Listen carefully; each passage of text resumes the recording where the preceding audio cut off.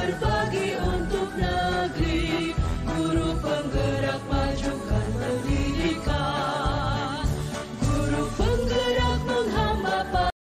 Baik, assalamualaikum warahmatullahi wabarakatuh. Waalaikumsalam warahmatullahi wabarakatuh. Bu Kepala, mudah-mudahan dalam keadaan sehat walafiat. Bu Kepala sekolah. Jadi maksud dan tujuan saya bertemu dengan Bu Kepala sekolah siang hari ini, saya ingin mengkonfirmasi atau saya ingin tahu ini bagaimana cara pengambilan keputusan seperti biasa yang Bu Kepala terapkan gitu. Langsung saja Bu Kepala nih. Yang pertama nih Bu Kepala, selama ini bagaimana Anda dapat mengidentifikasi kasus-kasus yang merupakan delima etika atau ujian moral Bu Kepala? Yang ada di sekolah ini? Iya. Juga terima kasih. Bismillahirrahmanirrahim. Assalamualaikum warahmatullahi wabarakatuh. Nah, Pak Zaka saya coba menjawab. Jadi terkait dilema etika, ya perlu kita ketahui dulu apa dilema etika itu. Jadi dilema etika itu adalah suatu kasus yang benar lawan benar. Benar lawan benar. Ya, itu permasalahannya. Jadi kalau kami menyelesaikan masalahnya, Pak Zakaria, jadi kalau memang bisa permasalahan itu kita selesaikan secara langsung di sekolah, ya kita selesaikan secara langsung, ya tergantung kasusnya. Selama ini juga Bu, bagaimana Anda menjalankan keputusan di sekolah Anda, terutama untuk kasus-kasus di mana dua kepentingan yang benar sama benar gitu? Oh iya. Bagaimana Anda menjalankan? Jadi kalau di sekolah ini kita menyelesaikan kasus macam itu, yang lawan-lawan benar.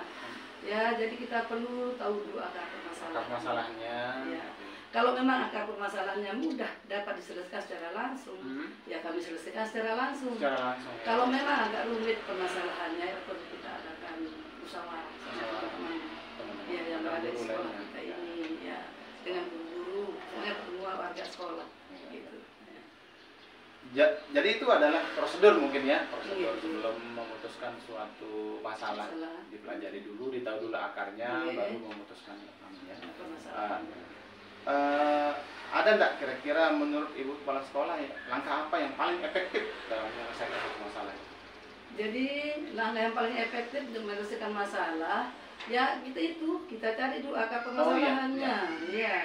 Kalau kita sudah tahu akar permasalahannya, baru kita selesaikan. Baru selesai. Ya, kita tahu akar permasalahannya dulu, kita pelajari dulu. Ya. Ada enggak kira-kira tantangan dalam menyelesaikan masalah atau mengambil keputusan? Ada tantangannya? Jelas ada saja. Jelas ada ya. Lebih kan dalam kita menyelesaikan masalah itu tentu ada yang merasa dirugikan. Oh gitu. Ya, pihak itu tentu pasti ada yang itu kan. Tantangannya. Semacam itu sudah.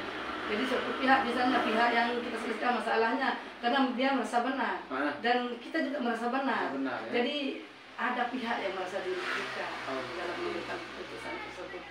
Untuk menyelesaikan yang seperti itu, kira-kira Bu Kepala ada misalnya ada orang yang supaya tidak merasa dirugikan tuh bagaimana caranya?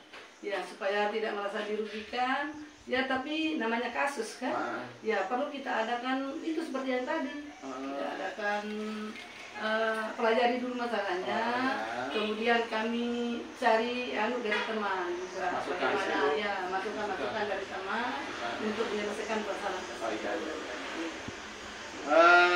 Kemudian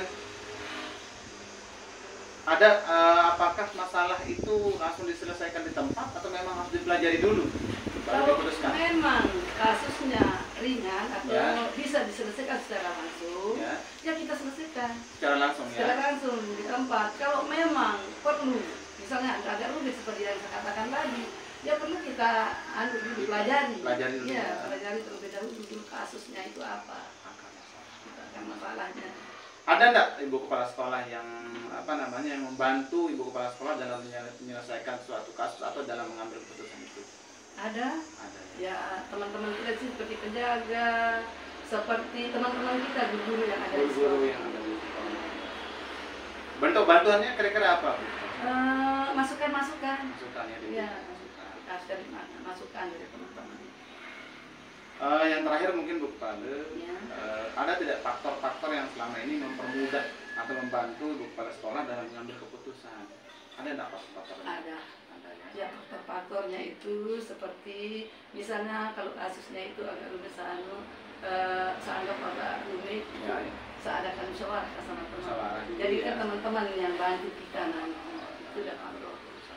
Jadi Bu Kepala tidak ada yang tidak ada keputusan yang salah Bu Kepala selama itu selama itu adalah sebuah kasus di Lima IPK yang itu benar benar. Jadi keputusan bersama yang akan menjadi menjadi solusi terbaik dalam mengambil keputusan. Terima kasih banyak Bu Kepala Sekolah atas waktunya. Terima kasih untuk membantu saya dalam menyelesaikan yang ini. Terima kasih banyak. Assalamualaikum warahmatullahi wabarakatuh. Waalaikumsalam warahmatullahi wabarakatuh. Jadi sukses selalu kepada kalian. Iya, terima kasih banyak. Mira.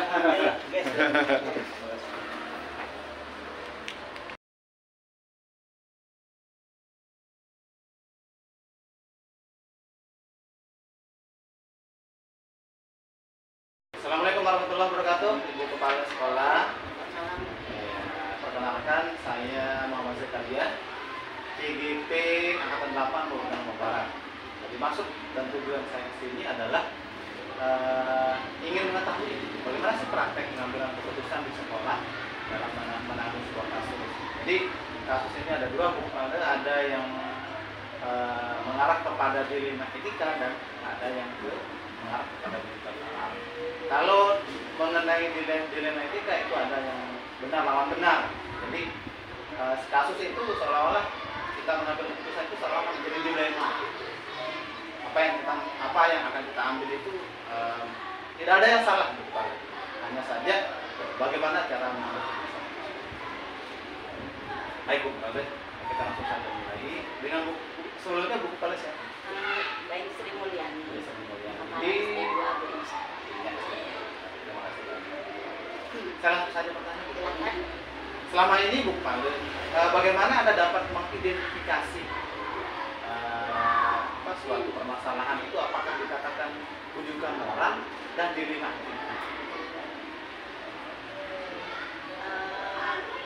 Selama saya sebagai kepala sekolah, itu kebanyakan yang terjadi di sekolah adalah dilema etika. Kalau rujukan moral itu belum saya temukan.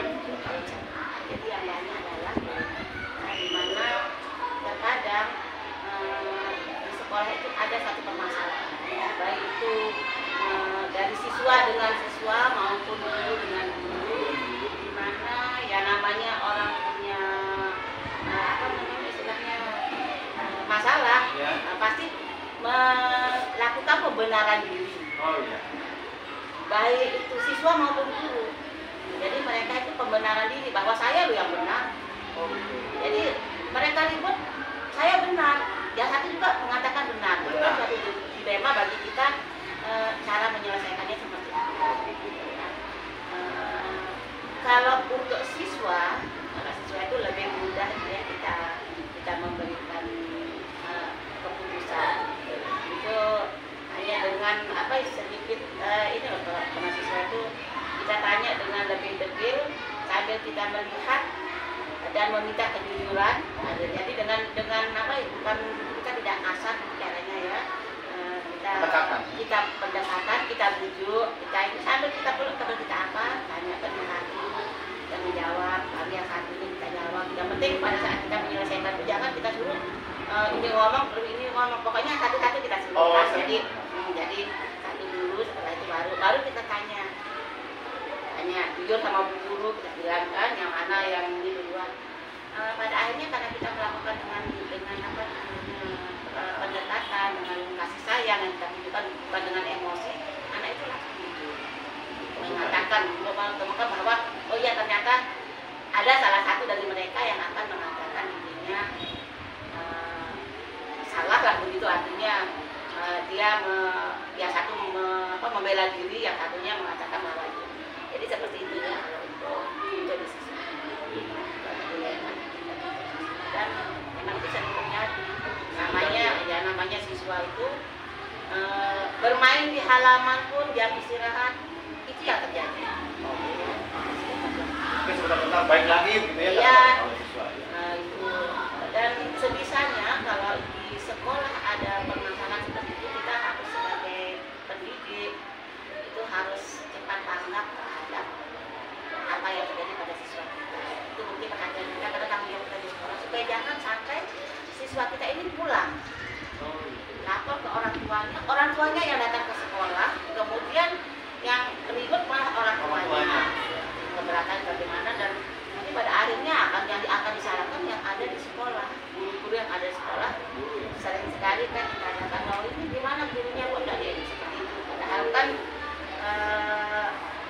kejadiannya itu terkadang kan namanya anak-anak apa namanya mau salah gitu.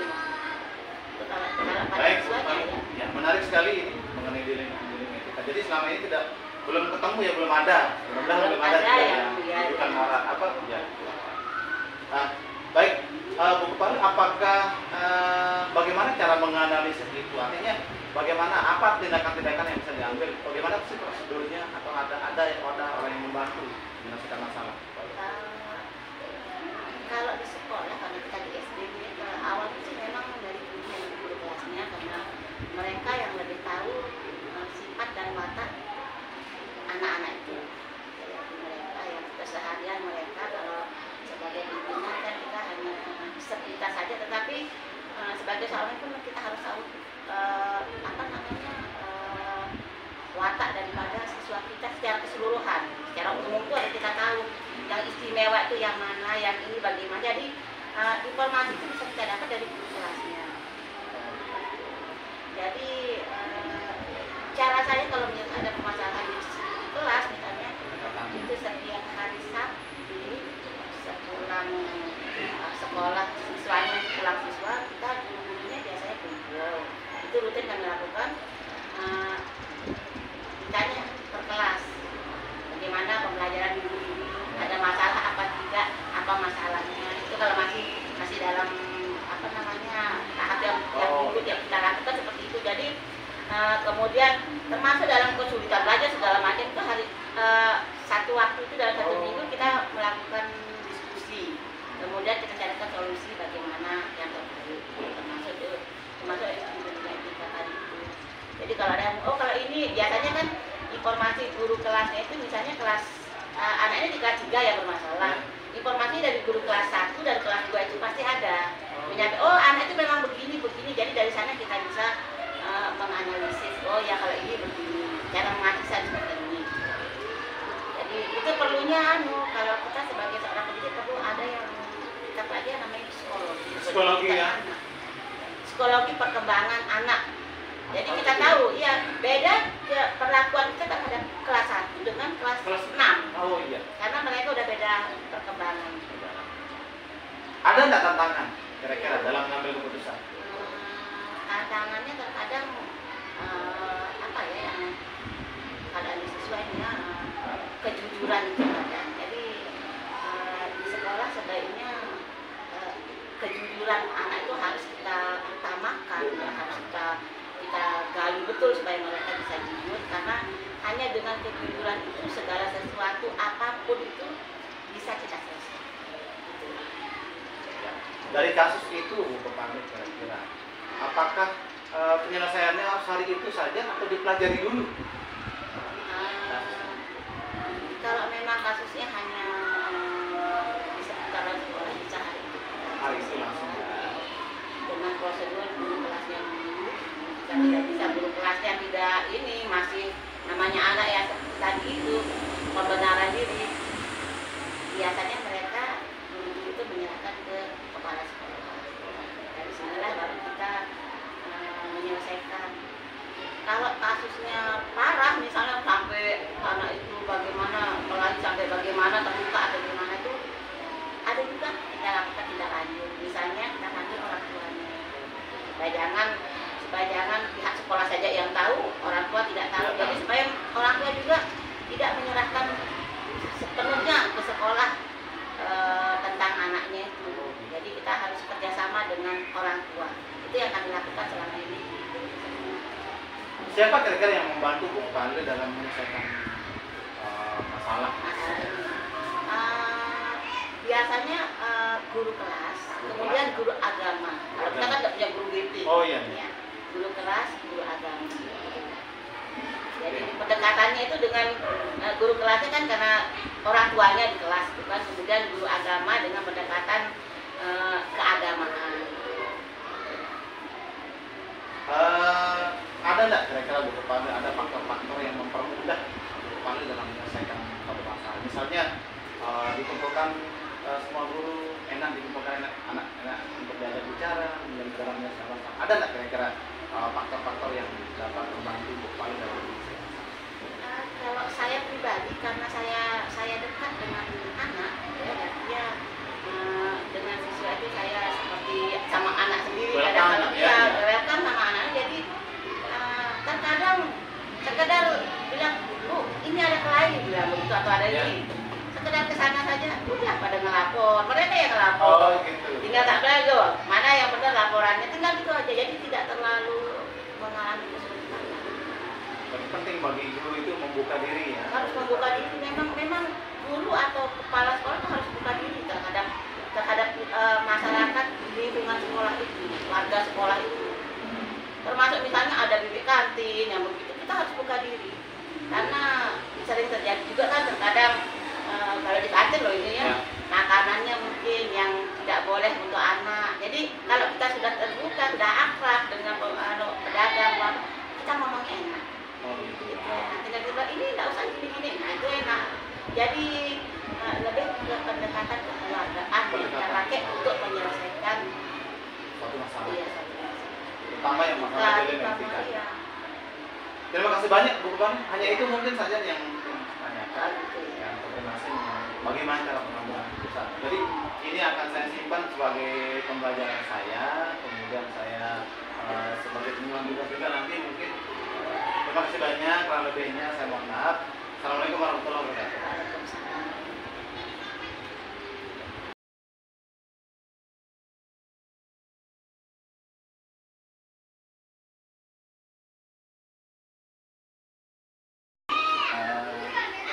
Assalamualaikum Bu Kepala Sekolah. Waalaikumsalam. Perkenalkan nama saya Zakaria. Ketua yang akan 8 Kabupaten Lombok Barat. Maksud dan tujuan saya ke sini Bu Kepala Sekolah ingin mewawancari Bu Kepala Sekolah tentang bagaimana praktek pengambilan keputusan berdasarkan dilema etika dan rujukan moral, dan bagaimana sistem praktik yang selama ini dilaksanakan di sekolah. Dengan Ibu Kepala Sekolah siapa? Dengan Ibu Emilia di SDN? Di SDN 2 Taman Sari. 2 Taman Sari. Jadi langsung saja Bu Kepala Sekolah, kira-kira nih, bagaimana sih praktek pengambilan keputusan yang terjadi di sekolah? Terima kasih sebelumnya Pak Zakaria yang akan berusaha menjawab seperti apa dan bagaimana semaksimal mungkin yang bisa saya ketahui untuk menjawab pertanyaan pada dari sesuai dengan pertanyaan Tunggu tadi mengenai dilema etika dan dilema moral, bagaimana pengambilan keputusan dari setiap permasalahan. Dari pengetahuan yang saya ketahui mengenai dilema etika dan dilema moral, pada saat saya mengambil sebuah keputusan dari sebuah permasalahan, saya benar-benar harus mempertimbangkan bagaimana sih sebenarnya apa dampak dari keputusan yang nantinya akan saya ambil, baik dari dilema etika yang biasanya di sini kan nanti terkait dengan ranah hukum. Nanti biasanya kalau nanti salah satu contoh misalnya di peralatan yang ada di sekolah kemarin kebetulan saya mengalami sendiri permasalahan ini. Ada salah seorang guru yang ingin meminjam printer tersebut, tetapi satu sisi ada guru-guru juga yang di sini membutuhkan, dan kalau kita mengikuti aturannya bahwa apa yang dimiliki oleh sekolah memang tidak diperbolehkan untuk dibawa ke rumah. Nah ini kan ada aturan yang mengikat, tetapi satu sisi memang guru ini juga membutuhkan karena apa? Beliau sebenarnya tidak bisa menggunakan IT sehingga membutuhkan bantuan untuk dibawa ke rumahnya. Tapi satu sisi lagi di sini ada beberapa guru, bahkan bukan hanya satu orang. Jadi ada kepentingan kebutuhan umum dan kepentingan pribadi yang di sini menjadi sebuah dilema, yang mana nanti ada di situ yang memang terkait dengan aturan dan juga kebutuhan dari rekan-rekan yang lainnya yang membutuhkan link tersebut untuk digunakan karena kita kebetulan akan akreditasi, sehingga keputusannya saya berusaha untuk membahasakan dengan rekan guru tersebut agar kalau bisa Bapak yang membantu bapak guru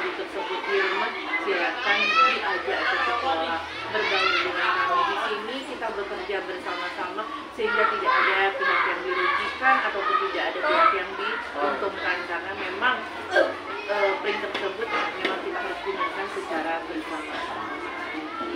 Nah, selanjutnya terkait dengan dilema moral dari permasalahan tadi juga sebenarnya sudah ada menyambung, ada moral, pesan moralnya, etika moral, dilema moralnya yang tersampaikan, di mana saya juga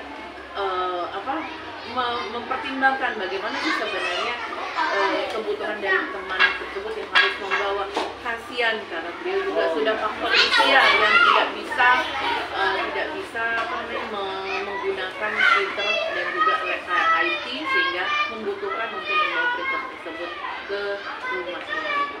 Jadi dari setiap pertimbangan keputusan semua harus benar-benar dipertimbangkan dengan matang dan berusaha disikapi dengan arif bijaksana tanpa menggunakan bahasa yang bernada tinggi sehingga bisa diterima dengan mudah.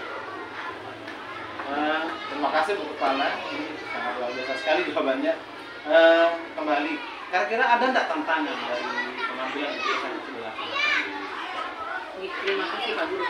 Setiap keputusan yang kita ambil pasti ada tantangan. Seperti permasalahan tadi kita mempertimbangkan ke dilema etikanya, dilema moralnya, di mana satu sisi kita mempertimbangkan kebutuhan dari rekan-rekan guru yang banyak di sekolah, dan satu sisi juga kita mempertimbangkan perasaan dari rekan guru yang memang yang membutuhkan ini karena dia sendiri tidak bisa mengerjakan di sekolah, tidak membutuhkan orang ataupun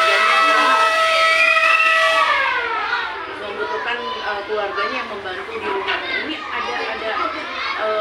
ada pertimbangan, ada dampak, pasti ada dampak, tetapi benar-benar kita berusaha mengambil keputusan tersebut dengan cara yang bijaksana dan terutama yang lebih kita prioritaskan adalah kebutuhan umum, kepentingan orang banyak daripada pribadi. Nah, dari kasus itu Bu Kepala Sekolah, apakah langsung diselesaikan hari itu atau memang dipelajari dulu kasusnya? Kemudian dirembukan ke rekan guru yang lain. Kebetulan memang dari jauh hari sebelumnya sudah saya menginstruksikan kepada beberapa rekan guru bahwa semua peralatan sekolah kita gunakan di sekolah, tolong jangan ada yang dibawa pulang, karena apa, di sini kita sama-sama membutuhkan. Jika pun memang akan dikerjakan, tolong kerjakan di sini. Nah, jadi permasalahan tersebut sebenarnya kita sudah antisipasi dari sebelumnya, sehingga setiap tindakan keputusan yang akan kita ambil kita harus pikirkan dulu dampaknya. Ada tidak Bu Kepala Sekolah yang membantu Bu Kepala Sekolah dalam memecahkan masalah ini? Terima kasih Pak Guru. Setiap permasalahan keputusan yang saya ambil dari setiap permasalahan, saya akan selalu berusaha bertanya kepada rekan guru yang lain, bukan hanya memprioritaskan menggunakan jabatan saya selaku kepala sekolah, tetapi paling tidak saya mengkonsultasikan kepada beberapa orang, mengkomunikasikan dengan rekan-rekan guru yang lain, kira-kira ini bagaimana dampaknya, apa yang harus saya ambil sih, bagaimana cara kita menyikapi, sehingga nanti dari situ saya akan bisa mengambil keputusan mana yang terbaik dari keputusan yang akan saya ambil. Pasti ada saya akan meminta pendapat dari rekan-rekan guru yang lain. Tadi sudah jelas sekali Kepala Sekolah menyampaikan ada salah-salah yang dipelajari dulu masalahnya, kemudian setelah itu dirembukan, dipertimbangkan dari grupnya sehingga baru diambil. Terima kasih Bu Kepala Sekolah atas waktunya, atas kesempatannya untuk wawancara. Sekian Bu Kepala Sekolah yang dapat saya tanyakan, mungkin kalau lebih dari hormat. Assalamualaikum warahmatullahi wabarakatuh. Waalaikumsalam.